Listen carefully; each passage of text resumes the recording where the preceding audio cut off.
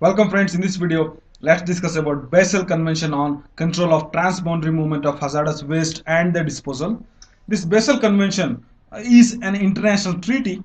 The main aim of this convention is to reduce the movement of hazardous waste between the nations, okay, and specifically to prevent the transfer of hazardous waste from developed countries to less developed countries.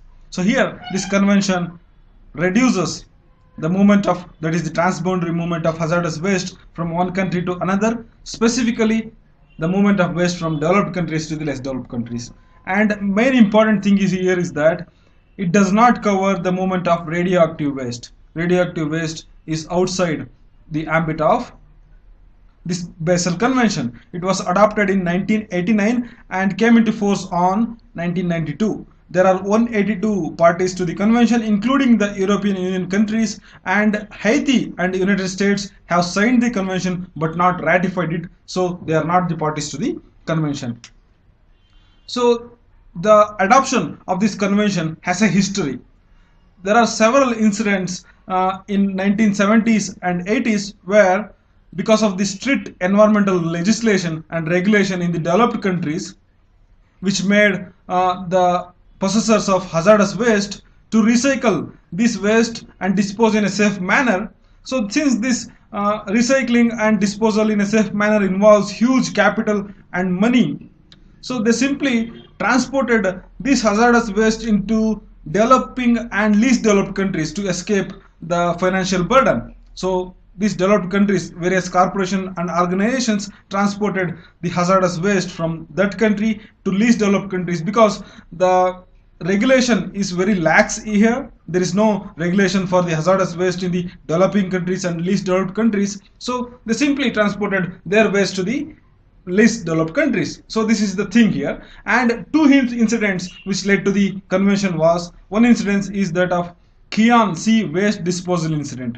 So in this incident, a ship carrying incinerator ash from the city of Philadelphia in US dumped half of its load on a beach in Haiti before being forced away. Here, a ship carrying waste, that is the ash from United States, it is a developed country, they dumped the waste in the sea coast of Haiti. It is a least developed country. So here it shows the hegemony of the United States, where they dump the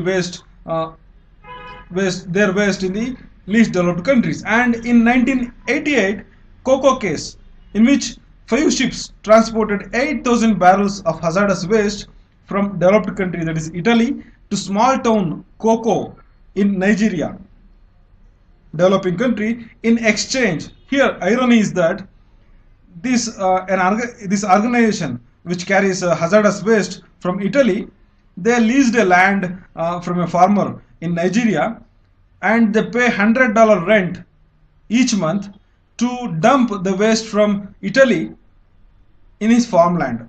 So a mere $100 is enough to buy a farmland to dump the waste in the developing countries, because these countries are poor. So if provided a certain monetary benefit, they may allow any kind of hazardous waste in their land. So in order to regulate this transboundary movement of hazardous waste from developed countries to the developing countries, this convention was adopted.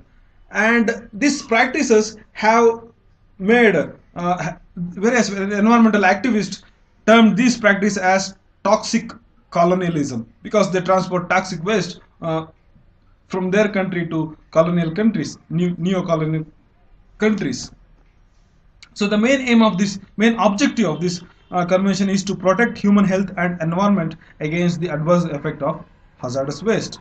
And the principal aim of the convention is to reduce the hazardous waste generation at the basic level itself, and also to restrict the transboundary movement of hazardous waste so that it may not pollute the developing countries' areas and ecosystems because of the lax environmental regulations that are present in the developing countries. And also, if at all, if there is a need for the transport of hazardous waste from one country to the another country, then that process will be regulated through proper regulatory system for transboundary movement of hazardous waste, through this convention. So these three are the principal aims, that is reduction of hazardous waste, and also restrict of the movement of this waste, and also to regulate the movement of this waste from one country to the another.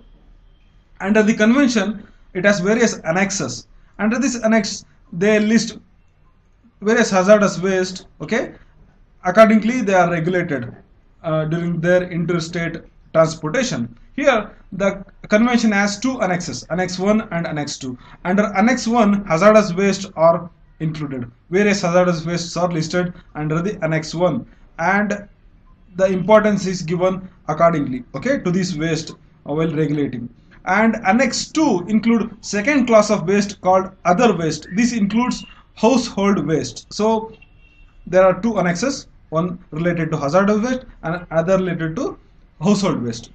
And various kind of waste are regulated under Basel Convention. These include biomedical and healthcare wastes, that means waste utilized by the hospitals, okay, discarded by the hospitals, used oils, used lead acid batteries, persistent organic pollutants that which persist in the environment, and polychlorinated biphenyl. This is also a persistent organic pollutant. All the chemical waste which are generated by the industries and also which are disposed by the consumers. These are all covered under the Basel Convention. And please note that radioactive wastes are not covered under the Basel Convention. And these are all the battery wastes, cell waste from electronic equipments. So these can be recycled by the countries itself before without transporting them into the other disposal mechanism. So environmentally sound regulation must be made to dispose of these things. So thanks for watching.